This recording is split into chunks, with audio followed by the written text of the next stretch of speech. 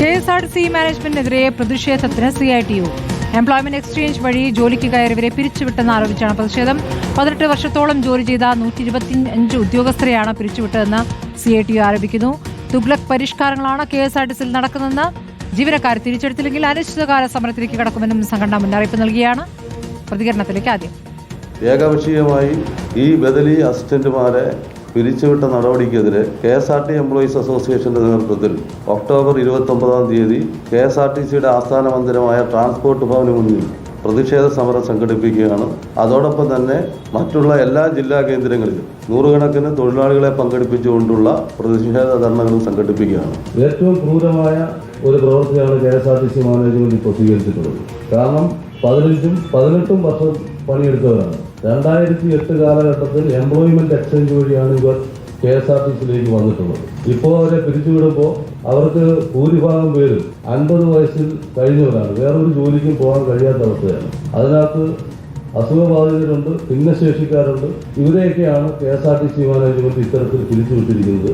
അടിയന്തരമായി ഇവരെ തിരിച്ചെടുത്തില്ല എങ്കിൽ അനിശ്ചിതകാല പ്രക്ഷോഭ പരിപാടികളിലേക്ക് KSRTC എംപ്ലോയീസ് അസോസിയേഷൻ പോകും എന്ന കാര്യത്തിൽ യാതൊരു തർക്കവുമില്ല. അരുൺ സോളമനുണ്ട് വിവരങ്ങളുമായി. അരുൺ, ഇപ്പോൾ 25 ജീവനക്കാരെയാണ് പിരിച്ചുവിട്ടിരിക്കുന്നത്.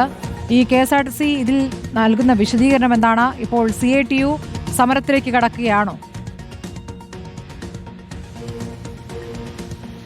സ്മൃതി, ഈ വർഷം ഏപ്രിൽ മാസമാണ് ബദലി ജീവനക്കാരായിട്ടുള്ള 125 ഉദ്യോഗസ്ഥരെ ഇപ്പോൾ KSRTCയിൽ നിന്നും മുന്നറിയിപ്പ് നൽകാതെ ഏകപക്ഷീയമായി പിരിച്ചുവിട്ടുന്നുള്ളത്. ഇതിൽ സംഘടന ഇപ്പോൾ വലിയ ഒരു പ്രതിഷേധവുമായി മുന്നോട്ട് വന്നിരിക്കുകയാണ്. നിരവധി തവണ ഈ വിഷയവുമായി ബന്ധപ്പെട്ട് മുഖ്യമന്ത്രിക്കടക്കം പരാതി നൽകിയതാണ്. നേരത്തെ കോവിഡ് കാലത്ത് ഈ ബദലി ജീവനക്കാരെ പിരിച്ചുവിട്ടപ്പോൾ തന്നെ 92 ദിവസമാണ് അനിശ്ചിതകാല സമരത്തിലേക്ക് നീങ്ങി. ഏറ്റവും ഒടുവിൽ മുഖ്യമന്ത്രി ഇടപെട്ടാണ് ജീവനക്കാരെ തിരികെ കയറ്റിയത്. ഇതിനുശേഷം വീണ്ടും ഈ വർഷമാണ് ഇങ്ങനെ ഒരു ഇടപെടൽ, അല്ലെങ്കിൽ ഇങ്ങനെ ഒരു ജീവനക്കാർക്കെതിരെയുള്ള ഒരു ദുരിതപൂർണമായിട്ടുള്ള ഒരു ഇടപെടൽ ഇപ്പോൾ മാനേജ്മെന്റിന്റെ ഭാഗത്തു നിന്നുണ്ടായിരിക്കുന്നത്. പക്ഷേ അത് ഒട്ടും അനുയോജ്യമായിട്ടുള്ള ഒരു ഇടപെടലല്ല. കാരണം ജീവനക്കാരിൽ ബഹുഭൂരിപക്ഷവും 50 വയസ്സിന് മുകളിൽ പ്രായമുള്ള സ്ത്രീകളും വിധവകളും ഭിന്നശേഷിക്കാരുമാണ്. അതുകൊണ്ട് തന്നെ അവരെ തിരിച്ചെടുക്കാനുള്ള നടപടികൾ എത്രയും വേഗം മാനേജ്മെന്റ് സ്വീകരിക്കണമെന്നുള്ളതാണ് CITUവിന്റെ നേതൃത്വം ഇപ്പോൾ ആവശ്യപ്പെട്ടിരിക്കുന്നത്. നിലവിൽ നാളെ സംസ്ഥാനത്തെ ജില്ലാ കേന്ദ്രങ്ങളിലാണ് പ്രതിഷേധ ധർണ നടത്താൻ ആലോചിച്ചിരിക്കുന്നത്. തലസ്ഥാനത്തെ ചീഫ് ഓഫീസിലേക്ക് പ്രതിഷേധ ധർണയുമായി എത്തുന്നു. ഇതിൽ CITUവിന്റെ സംസ്ഥാന അധ്യക്ഷൻ കൂടിയായിട്ടുള്ള TP രാമകൃഷ്ണനായിരിക്കും